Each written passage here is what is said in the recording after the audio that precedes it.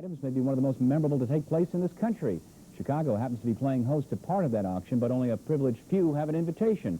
A preview now from CLTV's Nadine Arroyo. They are not just priceless items, but historical pieces from one of America's most famous families. They are all from the New York home of Jacqueline Kennedy Onassis, all to be sold at auction. Sotheby's in New York is organizing the two-day event, but it's an exclusive privilege in Chicago where only 115 people are invited to bid.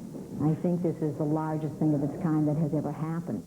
Caroline and John Kennedy included thousands of their mother's items in the auction, a request made by Kennedy Onassis in her will. Some of the items date back to the White House and collections made throughout the years. People are buying a piece of a woman who was the most admired woman in the world for many years, a woman who kept her own counsel, who was private, who was beautiful, who was tasteful.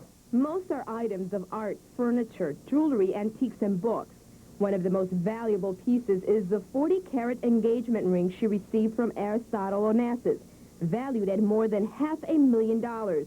And there is the mahogany desk on which the nuclear test ban treaty was signed by President Kennedy in 1963. It's valued at more than $20,000.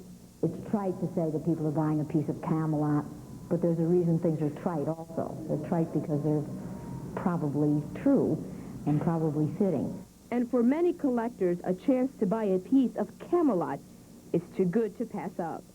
Nadine Arroyo, CLTV News.